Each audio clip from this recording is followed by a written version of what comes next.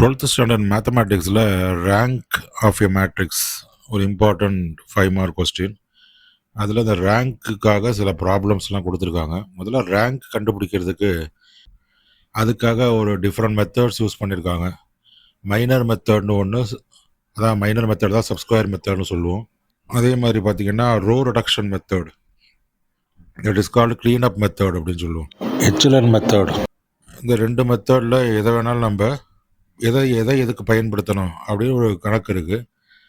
அப்போ இப்போ நம்ம கொஸ்டின் படி பார்த்தோம்னா, சரி ரேங்க்னா என்ன அப்படின்னு புரிஞ்சுக்கணும். இந்த ரேங்க் என்பது ஒரு அணியில் உள்ள சுதந்திரமான உண்மையான தகவல்களை கொண்ட நிறைகளின் எண்ணிக்கையாகும் அப்படின்னு சொல்லலாம். ஒரு நிறை மற்றொரு நிறையின் நகலாகவோ அல்லது பெருக்கல் பலனாகவோ இருந்தால் அது தனியான தகவலாக கருதப்படாது அப்படின்னு சொல்லலாம். அப்போ இதை நம்ம இங்கிலீஷில் சொல்லும்போது என்ன சொல்கிறோம் அப்படின்னு பார்த்தீங்கன்னா, the rank of a matrix simply measures how much real unique information is in the matrix. If a row is just a duplicate or a multiple of another row, it does not count as real information. So ரேங்க்குங்கிறதுக்கு uniqueness அவசியம், unique values இருக்கணும் அப்படிங்கிறத புரிஞ்சுக்கணும். சரி, இதில் பார்த்தீங்கன்னா minor method, sub-square method, அதில் பார்த்தீங்கன்னா இது என்ன பண்ணுது அப்படின்னு பார்த்தீங்கன்னா, அந்த ரேங்க் கண்டுபிடிக்கிறதுக்கு look for the largest square block inside the matrix whose determinant is not 0.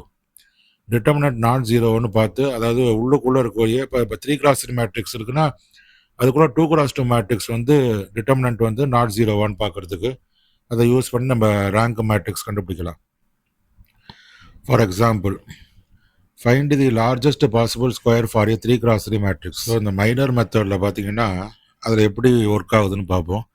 Find the largest possible square for A 3x3 matrix. Largest square is the whole 3x3 matrix. Calculate it's determinant.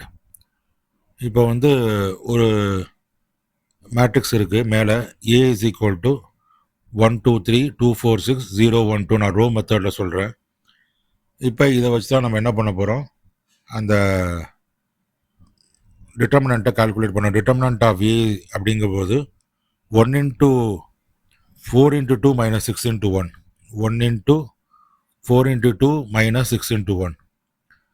அப்போ அதை first ரோவை எடுத்துக்கிட்டு நம்ம செய்கிறோம். First ரோவில் முதல்ல 1 இருக்குது, அதை வச்சுக்கிட்டு உள்ளுக்குள்ளே ஒரு ஸ்கொயர், இன்டர்னல் ஸ்கொயர், அதான் 4 × 2 - 6 × 1 மைனஸ் 2 × 2 × 2 - 6 × 0 ப்ளஸ் 3 × 2 × 1 - 4 × 0.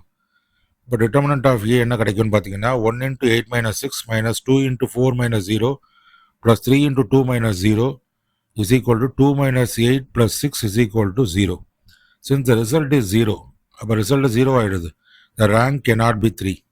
அப்போ 3x3 மேட்ரிக்ஸுக்கு ரேங்க் 3 இல்லை அப்படின்னு புரிஞ்சுக்கணும். சரி, இப்போ அடுத்து என்ன பண்ணுறோம், step down to a small square 2x2. அடுத்த 2x2 மேட்ரிக்ஸை நம்ம எடுத்துக்கணும். இந்த 3x3 மேட்ரிக்ஸ் உள்ளே இருக்கக்கூடிய 2x2 matrix.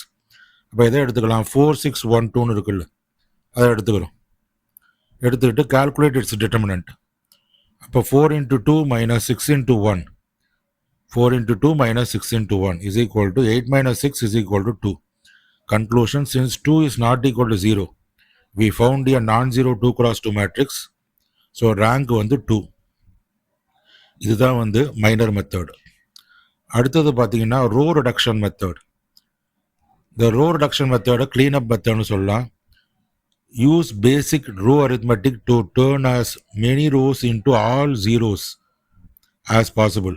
The number of rows that don't become all zeros is your rank. அப்போ இந்த மெத்தட் படி எப்படி ஒர்க் ஆகுதுன்னு நம்ம பார்ப்போம். Look at matrix A. Matrix A இருக்குது, நம்ம ஏற்கனவே பார்த்தோம். 1 2 3 2 4 6 0 1 2 இருக்குது. Eliminate duplicate info. Notice row 2 of 2 4 6 is exactly double row of 1. அப்போ ஃபஸ்ட்டு ரோவில் 1 2 3 இருக்குது, செகண்ட் ரோவில் அப்படியே 2 4 6 அப்படியே டபுளாக இருக்குது பாருங்கள். அப்போ என்ன பண்ணலாம், subtract twice row 1 from row 2. That is R2 is assigned with R2 - 2R1. அப்போ R2வில் என்ன பண்ணுறோம், ரோ 2வில் என்ன பண்ணுறோம், row 2 minus 2 row 1 formula apply பண்ணி ரோ 2வை மாற்றுறோம். அப்படி பண்ணோம் அப்படின்னு சொன்னால் இப்போ அந்த செகண்ட் ரோ 0 ஆகிடுது. அப்போ 1 2 3 0 0 0 0 1 2 ஆகிடுது. அப்போ செகண்ட் ரோ ஃபுல்லாக 0 ஆகிடுச்சு. Reorder non zeros, swap row 2 and row 3 to push 0 row to the bottom. அப்போ செகண்ட் ரோவையும் தேர்ட் ரோவையும் என்ன பண்ணுறோம், இன்டர்சேஞ்ச் பண்ணுறோம். அப்போ 1 2 3 0 1 2 0 0 0ன்னு ஆகிடுது. அப்போ செகண்ட் ரோவில் அந்த 0 தேர்ட் ரோவுக்கு போயிடுச்சு. தேர்ட் ரோவில் அந்த 0 1 2 செகண்ட் ரோவுக்கு வந்துருச்சு. கவுண்ட் நான் ஜீரோஸ். அப்போ இதில் இருக்கக்கூடிய நான் ஜீரோ வேல்யூஸை கவுண்ட் பண்ணணும். ரோ 1ல் 1 2 3 எல்லாமே நான் ஜீரோ தான். ரோ 2ல் 0 1 2 இருக்குது, அது நாட் ஜீரோ. ரோ 3ல் ஆல் ஜீரோ. அப்போ there are 2 active rows left. அப்போ இதை படி பார்த்தோம்னா நம்மளுக்கு எவ்வளோ ரோஸ் வந்து ஃபுல்லாக நான் ஜீரோ இருக்குது அப்படின்னு சொல்லி பார்க்குறோம். ஆல் ஜீரோ இருக்கிறது தேர்ட் ரோ மட்டும்தான். There are 2 active rows left. So rank is equal to 2. இந்த மெத்தட் யூஸ் பண்ணி நம்ம என்ன பண்ணிக்கலாம், ரேங்கை கண்டுபிடிச்சிக்கலாம். அதாவது